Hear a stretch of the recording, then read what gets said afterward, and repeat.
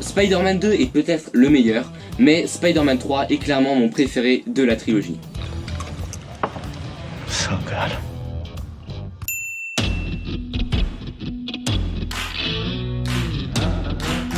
Bonjour tout le monde, aujourd'hui on se retrouve pour parler du film Spider-Man 3, sorti en 2007 et qui est réalisé par Sam Raimi comme les deux précédents films Spider-Man 1 et Spider-Man 2 de la trilogie Spider-Man qui traite du personnage de Spider-Man. Est-ce que j'avais besoin de préciser ça? Je ne pense pas. Vous avez peut-être remarqué aussi que j'ai le DVD, j'ai un coffret DVD de la trilogie, voilà, il date de je sais pas combien d'années parce que c'est pas moi qui l'ai acheté, c'est mes frères ou mes parents, j'en ai aucune idée, mais en tout cas j'ai le coffret avec les 3 DVD, et pourquoi je l'ai pas utilisé dans les autres vidéos? Parce que j'avais oublié, donc là pour la critique du 3 je me suis dit je vais le ressortir parce que je viens d'y repenser, donc voilà, regardez, un côté rouge, un côté noir, comme la couverture du film, c'est incroyable, ça, quelle coïncidence. Bref, on parle de Spider-Man 3.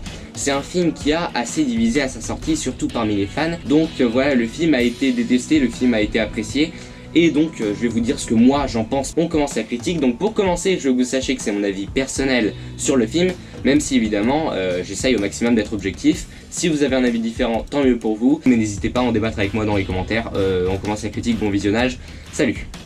Peter Parker a enfin réussi à trouver un équilibre entre sa vie de super-héros et d'étudiant, donc tout se passe bien pour lui dans sa vie qu'il a enfin réussi à maîtriser, mais malheureusement tout va pas bien se passer parce qu'il va y avoir de nouveaux obstacles qui vont arriver dans sa vie, donc que ce soit de nouveaux ennemis ou alors des ennemis du passé, il va aussi redécouvrir de nouvelles choses sur son passé.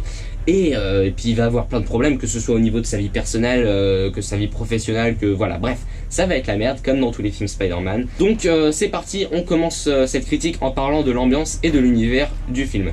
Alors disons que c'est une trilogie qui s'est éloignée de plus en plus de son point de départ. Donc on est au départ, dans le premier film, on était sur quelque chose de très kitsch, de très coloré, de très joyeux.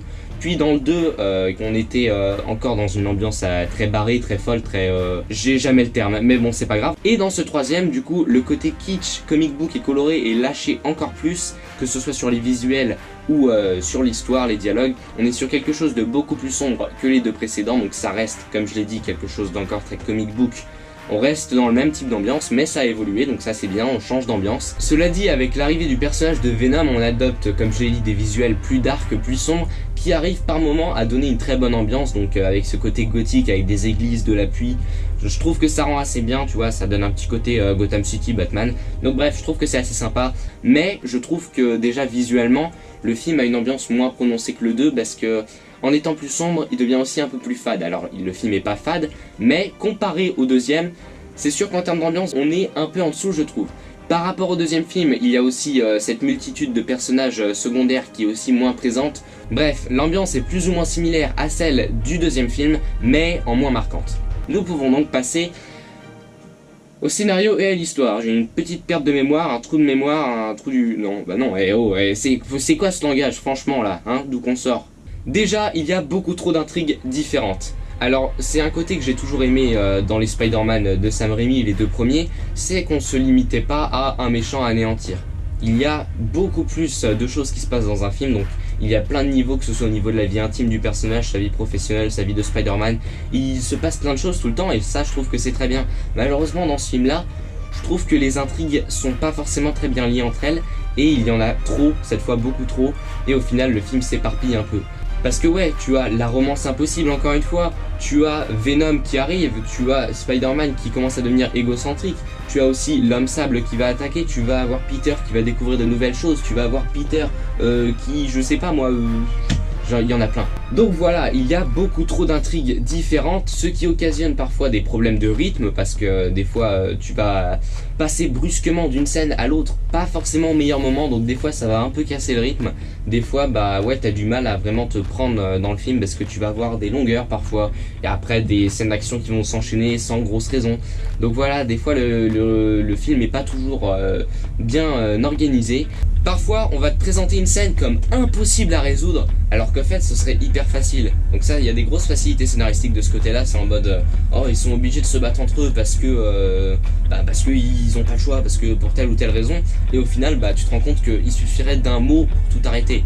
Alors non, c'est pas du tout une référence à Batman v Superman où ils arrêtent un combat en disant Martha, qui est d'ailleurs un très beau revirement, je vous invite à voir ma critique de Batman v Superman. En revanche, la thématique du film est assez sympa je trouve, parce que là où dans le deuxième film, la thématique principale c'était il y a un héros en chacun de nous, donc il faut vraiment se battre pour rester un héros, et puis voilà, enfin bref. Mais dans ce film Spider-Man 3 du coup, on prend le contre-pied de cette thématique du film précédent, donc cette fois c'est il y a un monstre en chacun de nous. Et donc du coup, c'est vraiment bien foutu parce que bah t'as vraiment l'impression que c'est le reflet en fait, et ça d'ailleurs c'est aussi beaucoup montré dans le film par les reflets qui montrent les différentes personnalités de certains personnages. Donc ça je trouve que c'est très bien géré, et ça va être montré de plein de manières, donc c'est pas toujours montré de la meilleure manière parce que comme j'ai dit il y a plein de problèmes de scénario qui font que des fois bah ça marche pas, et ça aurait pu être bien mieux, la thématique du film aurait vraiment pu être marquante, mais elle reste quand même pas mal, elle est pas parfaite, il y a beaucoup de défauts, mais le fait que ça prend le contre-pied du film d'avant, je trouve que c'est très intéressant.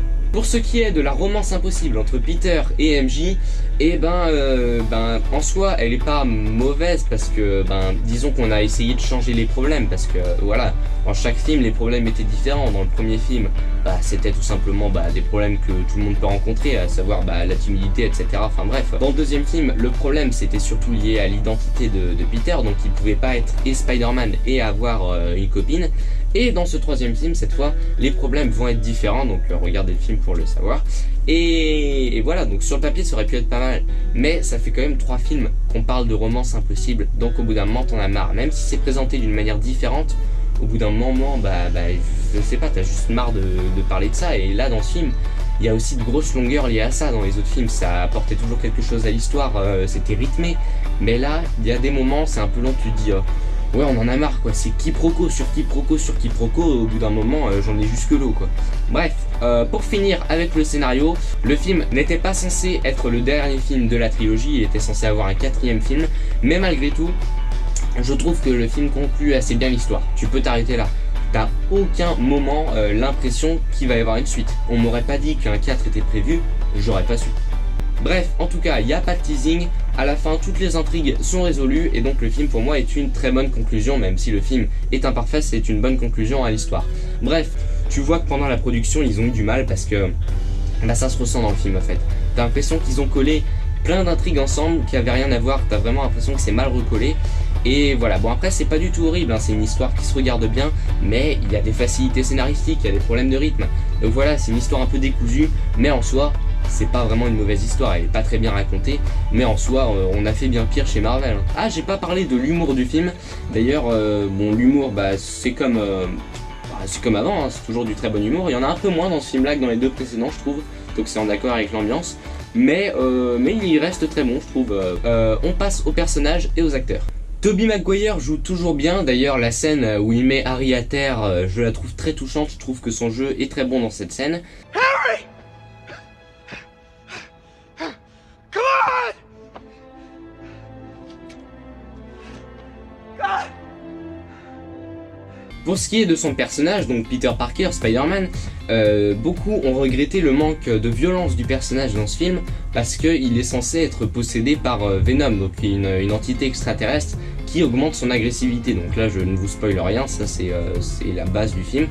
Et beaucoup ont été déçus justement du fait qu'au final il est pas si changé que ça quoi. Pour moi ça me paraît normal que Peter Parker, le gentil étudiant, devienne simplement quelqu'un d'égoïste et de cynique. En tout cas moi je trouve qu'il n'y a aucun problème de ce côté là. Bref, je trouve qu'on voit bien la différence entre ces deux personnalités, sa personnalité plus agressive et sa personnalité habituelle. Je trouve que c'est très bien, le maquillage aussi est très efficace, tu vois bien la différence à chaque fois qu'il change d'humeur, et il est maquillé différemment et t'as l'impression vraiment qu'il y a eu un changement physique, enfin c'est le cas, mais bon bref voilà, ça fonctionne très bien. Et oui c'est sûr on aurait peut-être voulu quelque chose de plus dark, plus psychologique, mais en vrai c'était déjà pas mal. Pour ce qui est du personnage de Harry Osborn, qui est toujours joué par James Franco comme dans les 2 précédents films, j'aime beaucoup son personnage. Alors son développement est parfois incohérent, bon c'est un peu le cas de tous les personnages dans ce film, je reparlerai en spoiler, mais j'aime quand même son personnage, j'aime sa personnalité, j'aime le jeu de l'acteur aussi, et je trouve aussi que dans la trilogie, le personnage a jamais été aussi mal développé je trouve, mais c'est le premier film où on tente vraiment justement de le développer, de développer ses relations avec les autres personnages. On a tenté quelque chose de beaucoup plus intéressant par rapport au précédent au niveau de son personnage, mais ça n'a pas marché. Cela dit, j'adore la façon dont il est traité, même si... Enfin, ah merde, j'aime pas la façon dont il est traité, mais j'aime ce qu'on traite à son sujet. Voilà, ça c'est clair. Voilà, je trouve que son alchimie avec Peter Parker, qui fonctionne très bien, tu vois, tu sens vraiment qu'ils sont liés presque fraternellement, donc voilà. Bref, j'aime beaucoup son personnage, même si ça aurait pu être mieux. Voilà, c'est peut-être pas fait de la meilleure des manières, mais son évolution est quand même intéressante, je trouve. Venom, pour le coup, c'est clairement une métaphore de la drogue, donc je trouve que il est assez intéressant, ça apporte une thématique assez intéressante dans le film, mais comme je l'ai dit, il y a tellement de personnages, tellement d'intrigues, qu'au final, il n'est pas extrêmement mémorable, et la façon dont il est intégré dans le film est pas géniale, parce que en fait, il y a eu beaucoup de problèmes dans la production, notamment du fait que le réalisateur Sam Raimi ne voulait pas inclure le personnage de Venom dans ce film, il voulait le faire dans un prochain film Spider-Man, mais pas dans ce film-là, et les producteurs voulaient absolument que Venom soit dans le film, parce qu'ils savaient que ça allait se vendre beaucoup mieux, parce que Venom est un personnage extrêmement populaire, et donc voilà, ils ont forcé la main au réalisateur, au scénariste, à tout le monde, pour mettre Venom dans le film, et honnêtement ça se ressent parce qu'il y a beaucoup de facilités scénaristiques liées à son personnage, mais sachant que ça a été fait à la dernière minute comme ça, que ça a été fait un peu à l'arrache, je trouve que c'est quand même vachement bien géré. C'est pas bien, c'est pas fait d'une bonne manière, mais c'est pas mauvais. Pour ce qui est du symbiote, j'aime beaucoup le design, voilà, je trouve que Sam Raimi, enfin je sais pas si c'est lui qui a fait le design, mais bon, il a forcément participé en tant que réalisateur, est très bon, on dirait à la fois du métal liquide, des muscles en métal liquide, enfin je sais pas, c'est chelou mais ça rend hyper bien, son design est très efficace. Par contre, pour ce qui est de... A few moments later. Eddie Brock, le journaliste qui abrite le symbiote, je trouve son personnage pas vraiment bien. Enfin, ses motivations sont bien, mais je sais pas, le personnage est pas intéressant. Tu le vois quelques secondes, je trouve l'acteur Topher Grace pas génial. Et donc voilà, bref, le personnage, le design est excellent, les thématiques que ça apporte sont bonnes, mais malheureusement tu vois que ça arrive de nulle part et l'autre est pas forcément génial, donc du coup résultat je trouve que le personnage est pas mémorable. On se souviendra bien plus de l'homme sable qui est l'autre antagoniste du film et qui pour le coup est un très bon personnage, ses motivations sont excellentes, il a un très bon développement, il a un design excellent et l'acteur fait du très bon travail je trouve, voilà, et voilà. D'ailleurs, petite anecdote, et quand il frappe le chien en passant par-dessus la grille, c'est un chien en fait qui est une peluche, et en fait c'est l'acteur qui a demandé à rajouter cette scène pour montrer que c'est plus qu'un simple cambrioleur, pour montrer que voilà, c'est un ennemi assez menaçant qui a pas peur de salir les mains. Comment je le sais? Parce que tada! Et ouais, là-dedans, j'ai regardé le film en entier avec les commentaires des réalisateurs et acteurs. Voilà. C'est incroyable, hein. On en découvre des choses en regardant mes vidéos. Franchement, comment vous auriez su sans regarder la vidéo que j'avais vu l'édition avec les commentaires du réalisateur? Vous auriez pas su. Donc, voilà, c'était juste pour caser encore une fois le DVD. Bref, très bon méchant, pas à la hauteur de Alfred Molina. En termes de personnage, quoique. Oh, en fait, cette vidéo, j'ai l'impression que c'est un bordel, à l'image du film. Je dirais qu'au niveau des capacités de l'acteur, je dirais qu'il est peut-être moins bon que les deux précédents, mais il fait du très bon travail, et le personnage est très bon. Ça ne veut rien dire, je fais des mouvements. Bref, j'aime le personnage, je trouve que l'acteur est bon. A-t-on besoin de continuer? Je ne pense pas. Du côté de MJ, honnêtement, Kirsten Dunst, je trouve qu'elle joue bien. Voilà, je trouve que c'est une bonne actrice, je la trouve pas incroyable, mais je trouve qu'elle joue bien. Mais, son personnage, dans ce film, t'en as marre, ok? Je trouve qu'elle est tête à claque. Bon, un peu tous les personnages sont tête à claque à un moment ou à un autre dans ce troisième film, parce que c'est pas toujours bien géré. Mais, je dis pas qu'elle a pas de raison d'être chiante, elle en a des raisons. Mais, elle est chiante d'une manière trop chiante, voilà. Je sais pas si c'est clair ce que je dis, mais j'en ai marre en fait. Dans ce troisième film, c'est un personnage qui commence à m'énerver quoi. C'est je t'aime pas, je t'aime pas. Et c'est pareil du côté de Peter Parker, hein. Mais à la limite, Peter Parker, on peut l'excuser grâce à Venom. C'est pas un gros défaut du film. Et je sais pas pourquoi je passe autant de temps dessus. C'était même pas prévu. Moi là, sur mon Word, j'ai que 2 lignes sur elle. Donc, les personnages, comme dans les autres films, je trouve qu'ils sont attachants, mais leur développement est tellement incohérent à certains moments que des fois ça les rend détestables. Donc voilà, les personnages en général je les trouve attachants, intéressants, mais c'est fait d'une manière qui parfois les rend pas terribles comme personnages, donc c'est en demi-teinte. Moins réussi que les deux précédents au niveau des personnages, on est plus mitigé cette fois, mais voilà. Du côté des visuels, comme toujours dans cette trilogie, c'est toujours hyper inventif, niveau mise en scène, Sam Raimi génial. Donc voilà, il y a plein de plans qui sont très stylés, inventifs, créatifs. jouissif, attends, je cherche d'autres mots en if. Prends-toi ça dans ton pif. Non, je sais pas. C'était en if. Hein. Bref, voilà, on va pas revenir là-dessus. Sam Raimi est créatif, il est inventif.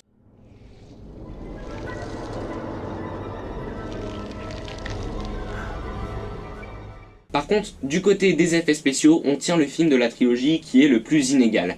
Il y a des moments, ils vont être très bons, et il y a des moments, ils vont être catastrophiques.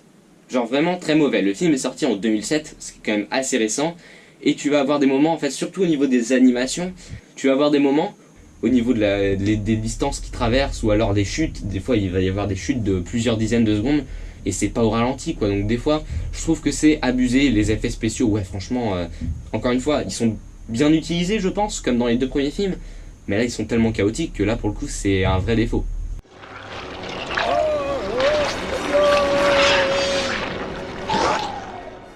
Mais bon, comme dans les deux autres, t'as des plans qui sont juste hyper stylés, t'as des moments incroyables qui vont activer le mode waouh, et tu as aussi voilà, une photographie pas dégueulasse, donc voilà, le film est beau visuellement. Mais les effets spéciaux poubelle. Bref, on passe à la bande originale. Personnellement, et je vais peut-être me faire taper dessus, mais je trouve que c'est ce troisième film, Spider-Man, qui a la meilleure musique. Pour moi, il n'y a rien à redire là-dessus, elle est meilleure que celle du premier film. Non pas que le premier film avait une musique mauvaise, hein, le premier film Spider-Man avait une très bonne musique, mais la musique de l'antagoniste, par exemple, de Green Goblin, était pas géniale. Elle était bonne, mais elle n'était pas transcendante. Après, dans le deuxième film, on a toujours le thème principal qui est génial, voilà, la musique en général est géniale. Et on avait la bande-son du Docteur Octopus qui était pour le coup bien meilleure que celle du Green Goblin, je trouve. Et dans ce troisième film, cette fois, la musique n'est plus composée par Danny Elfman comme c'était le cas dans les deux précédents films, mais par Christopher Young. Et ça, j'en avais aucune idée. Ça je le savais pas, parce que pour moi la musique est tellement similaire, non pas que c'est exactement la même, mais au niveau des instruments utilisés, tout ça, j'étais persuadé que c'était du Danny Elfman, et ben non, c'est du Christopher Young, c'est pour vous dire à quel point c'est excellent. Et personnellement je trouve que c'est la meilleure, parce que en plus d'avoir le thème principal qui est toujours excellent de Danny Elfman, et ben cette fois on a des thèmes de méchants que je trouve excellents. Le thème de l'homme sable est génial, le thème de Venom aussi. Where am I?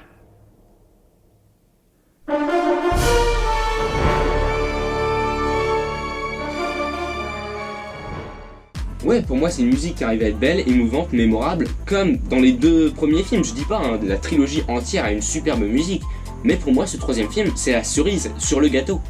Donc voilà, pour moi c'est la musique la mieux réussie de la trilogie. Voilà, j'ai peut-être tort, mais c'est ce que je pense. En tout cas, bravo Christopher Young qui s'est fait passer pour Danny Elfman. Bravo. Pour conclure, on a une ambiance sympathique, on a de bons visuels, on a des acteurs très bons, on a une bande son géniale, et malheureusement, on a un scénario décousu. On a des personnages inégaux, voilà, des personnages inégaux, pas forcément bien développés. Bref, si je devais lui donner une note en essayant d'être objectif comme d'habitude, je lui mettrais environ 13 sur 20, parce que pour moi, ça reste quand même un bon film. Effectivement, c'est le film le moins bon de la trilogie, mais est-ce que c'est un mauvais film? Honnêtement, je ne pense pas. Après, comme toujours, ma note est là, histoire de, l'important, c'est mon résumé global. Donc oui, évidemment que je vous conseille Spider-Man 3, pour moi c'est un très bon film, mais évidemment il n'a pas pu tenir les promesses de grandeur et de perfection du second film, déjà parce que le second film mettait la barre assez haute, mais en plus, il faut savoir que le film a eu de gros problèmes pendant la production. Alors évidemment, ça n'excuse pas tout, ça n'enlève pas du tout les défauts, mais sachant qu'ils ont dû commencer à filmer le film alors que le scénario était même pas terminé, et ça je le sais d'après ça, le scénario était même pas fini d'écrire quand ils ont dû commencer le tournage. Donc voilà, donc c'est normal que le film soit assez décousu au niveau de l'intrigue, parce que ils ont fait ça sur le tas en fait, ils ont fait le film au fur et à mesure et ça a été le bordel. Ça n'excuse pas tout évidemment, mais je trouve qu'ils sont vachement bien débrouillés, sachant d'où ils sont partis. Et le film est loin d'être mauvais, il est tout à fait potable, il se regarde bien, voilà. Allez, c'est peut-être pas un excellent film, mais honnêtement, pour le détester, faut être dur. Au sujet de l'accueil critique qu'a reçu le film, sur le site Rotten Tomatoes, le film a reçu une approbation globale de 63% d'approbation. Alors honnêtement, je trouve que c'est assez mérité, tout comme la note de Metacritic qui est de 59%. Bon, je trouve que du côté de la critique, le film est reçu de la manière qu'il doit être reçu à peu près. Du côté de l'accueil financier, le film a fait plus de 3 fois son budget, ce qui est très bon. Donc c'est le film Spider-Man qui a le plus rapporté de la trilogie, de la première trilogie. Bon après on peut pas vraiment débattre sur l'accueil financier d'un film parce que voilà, ça se mérite ou ça se mérite pas, mais ça on choisit pas quoi. C'est le deuxième film qui aurait dû cartonner parce que c'est le meilleur. Mais c'est pas comme ça que ça marche, donc voilà, c'est le troisième film qui a cartonné, et honnêtement, bah, c'est pas dérangeant, c'est pas un mauvais film, donc pourquoi pas, s'il cartonne, c'est tant mieux. C'est pas comme si, par exemple, je sais pas moi, Spider-Man Homecoming cartonnait. Ah merde, c'est le cas. Bon, c'est pas grave. Bon bah voilà, c'en est tout pour cette partie sans spoilers. Pour ceux qui vont s'en aller, j'espère que vous avez aimé cette vidéo, et quoi donc? Bah c'est tout en fait. Et pour ceux qui ont vu le film, ou qui n'en ont rien à cirer de se faire spoiler, on rentre en partie spoilers. Salut.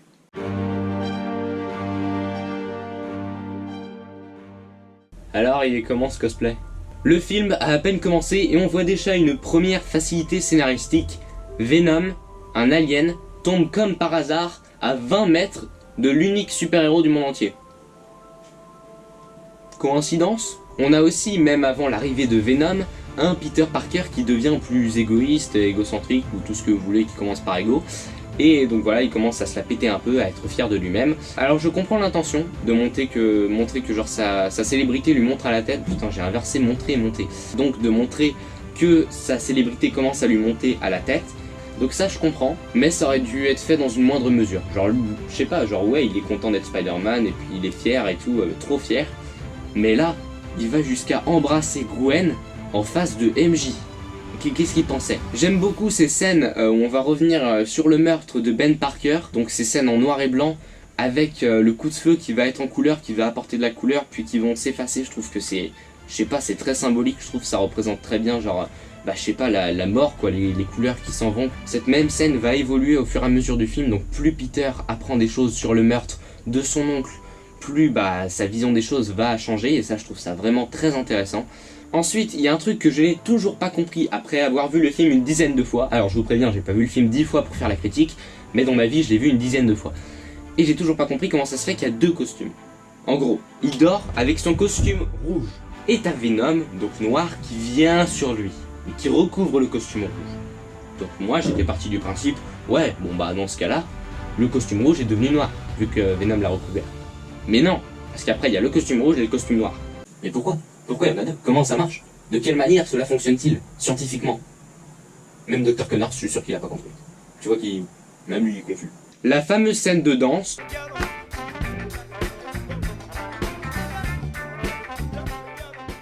Ben moi je trouve qu'elle est très bonne cette scène, elle est excellente. Bon, les gens ont craché dessus à sa sortie, et tous les gens disaient mais c'est ridicule, il fait genre qu'il frime, mais en fait il est ridicule. Mais il est fait pour être ridicule. Le gars, c'est un gars d'habitude... Peter Parker c'est un mec timide, et là, Venom le fait devenir égoïste, frimeur et pédant. Et du coup, ça marche parfaitement parce que nous, on le voit pas comme lui se voit, on le voit pas en tant que mec cool qui a plein de pouvoirs. Là, du coup, on le voit en tant que mec totalement égoïste et ridicule qui essaye d'avoir l'air cool mais qui ne l'est pas. Beaucoup plus tard dans le film, on a encore une facilité. Quand Harry force MJ à dire à Peter qu'elle ne l'aime plus, en vrai, ce serait réglé hyper facilement. Genre, t'as MJ qui dit à Peter ouais, bah, y a Harry là-bas, il m'a obligé à te dire tout. Réglé, situation réglée. Donc, c'est ce que je disais à propos de la relation, la romance qui dure éternellement sans raison. Bah, parce que facilité scénaristique. Bon, pour vous expliquer la situation, en gros, voilà, hier, j'ai pas vraiment eu le temps de finir la partie spoilers, donc je me suis arrêté. Et je me suis rendu compte, du coup, aujourd'hui, que, en fait, bah, le reste de la vidéo, l'intégralité de la vidéo, en fait, a été filmée avec une lumière en contre-jour, et moi je suis pas du tout éclairé, donc je suis tout noir pendant la vidéo, donc je suis vraiment désolé, la lumière va être toute pourrie, mais j'avais pas envie de refilmer toute la vidéo parce que bah voilà, bref, donc voilà, désolé, je vais essayer d'améliorer au mieux avec des filtres de lumière, je sais pas, bref, on continue la partie spoilers. Et donc il y a encore une autre facilité scénaristique plus tard dans le film, c'est quand Venom va voir l'homme sable pour s'allier, et ben il arrive et il sait tout sur l'homme sable. Il arrive et il dit ouais, je sais que tu veux tuer l'araignée, je sais qu'il t'a empêché de sauver ta fille qui est malade, etc. Mais d'où tu sais ça, mec? T'es de vin ou quoi? Alors rien à voir avec l'alcool, hein, parce que c'est sûr que après 2 bouteilles de vin tu peux être bien bourré. Pour en revenir à notre sujet, Venom c'est trop de choses, c'est pas logique. Sinon j'adore beaucoup l'idée que Harry Osborn soit amnésique, je trouve que ça donne une évolution assez intéressante à son personnage, ça permet de développer beaucoup plus la relation qu'il a avec Peter Parker, parce que mine de rien, à part 10 premières minutes dans le tout premier film, et ben on les a jamais vus être vraiment amis. parce qu'au final, ouais, il y avait toujours une relation de rivalité entre les deux, que ce soit en rapport avec la mort du père de Harry, ou en rapport avec le fait que tous les deux voulaient être copains avec MJ. Et là, je trouve que ça permet vraiment de montrer à quel point ils sont proches, et ça donne encore plus de force à leurs affrontements, et puis tout ça, quoi. Bref, je trouve que c'était une bonne idée. En plus, la façon dont il meurt à la fin du film, je trouve que c'est une mort très émouvante. Les visuels, la musique, je trouve que waouh, c'est hyper classe, quoi. C'est beau, c'est émouvant, quoi. Voilà.